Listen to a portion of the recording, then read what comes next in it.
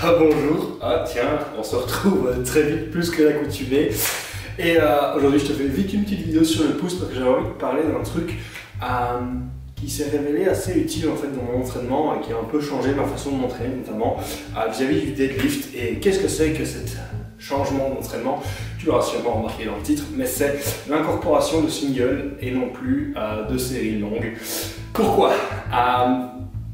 Tout simplement parce que le deadlift, c'est un des moments sur lesquels j'ai pas beaucoup progressé ces derniers mois.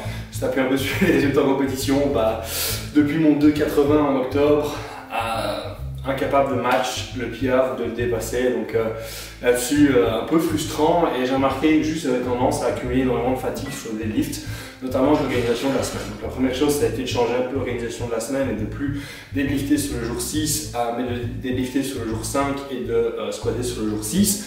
Donc ça a vraiment été une des premières choses. Et ensuite, c'est juste qu'en gros, on essaye de faire en sorte que j'arrive plus frais sur ma séance de deadlift et juste d'avoir des efforts moins importants lors de cette séance de deadlift. On avait essayé les ramp up sets qui devait faciliter un petit peu, de ne pas accumuler trop de fatigue, mais j'arrivais quand même toasté sur mon dernier set. Donc ce qu'on a fait, c'est qu'on a décidé de réintégrer les singles et notamment via l'utilisation des clusters. Alors je te parlerai des clusters dans une vidéo qui sera beaucoup plus longue et beaucoup plus détaillée sur pourquoi il y a énormément de choses à en dire et j'ai vraiment envie de mettre ça de côté. Donc ça, je reviendrai probablement courant de l'été avec ce projet qui me tient très à cœur, mais je t'en parlerai à ce moment-là. Et donc en gros, le principe, c'est juste de faire des singles avec un temps de récup entre 1 minute 10 et 1 minute 30, juste pour faire en sorte que la séance ne dure pas trop longtemps. Alors en général, j'ai entre 6 et 10 singles, vraiment dépend de mon état de forme. J'essaie de ne pas aller passer un RPE. Aujourd'hui, ce sera probablement un RPE 6, 6,5. Donc on va voir comment on va se situer. Je vais essayer de me situer autour de 2,30, 2,35. On va voir ce que ça dit pour entre 6 et 10 singles. Donc voilà, pourquoi ça?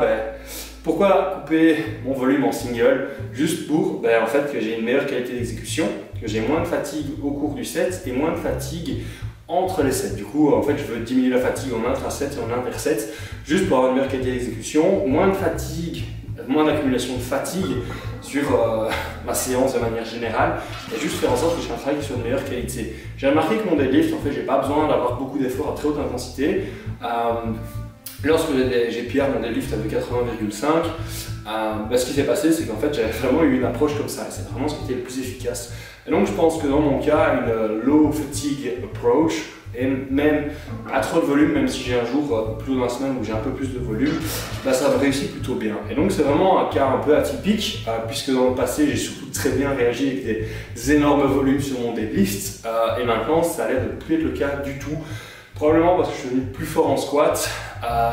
Mon squat, quand même, vu que j'ai un squat low bar, il y a probablement un petit peu de fatigue au niveau du bas du dos. Et donc, le fait de rajouter des deadlifts, ça limite grandement ma capacité de récupération. Et voilà. Alors, les singles en deadlift, tu pourrais dire que c'est quelque chose que je vois pas très souvent. On les voit surtout en squat, en bench, justement, sur des lifts qui sont un peu moins fatigants et sur lesquels on va vraiment avoir un skill practice. Dans mon cas, c'est juste histoire de faire du volume et surtout, comme je le disais, de limiter l'accumulation de fatigue en intra-set et en inter-set. Et donc voilà, c'est quelque chose que Matt Gary, un des plus grands coachs américains, a fort popularisé. Et notamment, c'est lui avec une approche où, par exemple, les athlètes comme Ray Williams, c'est l'athlète des plus forts où il ne fait que des singles en deadlift. Et je trouve vraiment cette approche, elle a l'air d'être pertinente pour moi, et donc je voulais juste un petit peu la partager. Et voilà, donc ça c'est un des petits outils que j'utilise. Je n'utilise pas avec tous les athlètes. Je pense que la plupart des athlètes débutants bénéficieront d'utiliser un peu plus de volume. C'est quelque chose que j'ai trouvé qui est hyper individuel, qui est vraiment hyper spécifique à ma façon de réagir. J'ai essayé avec des athlètes en général, ils préfèrent quand même avoir un peu plus de volume et ça ne réussit pas trop, mais dans mon cas, c'est vraiment le cas et je pense que ça peut être s'expliquer par quoi. Je suis un athlète de 105 kg.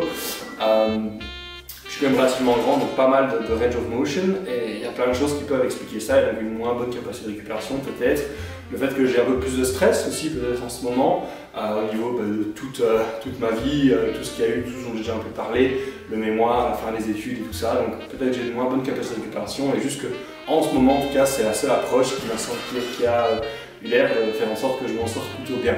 J'ai remarqué que parfois même avec des séries de 2 ou 3 à 220 kg, mais répété, j'avais tendance à avoir le bas du dos vraiment tight et qui était presque douloureux et qui commençait vraiment à pumper, ce qui était vraiment inhabituel.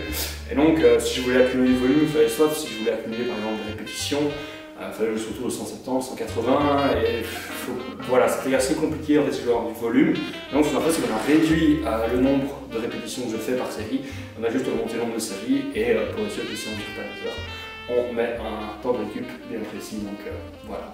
Ça c'était un petit peu la façon de voir, j'espère que du coup ça t'a plu, si ça peut être utile, n'hésite pas à t'intégrer toi-même, et on se retrouve bientôt pour de nouvelles aventures sur YouTube. En attendant, stay smart, let's go.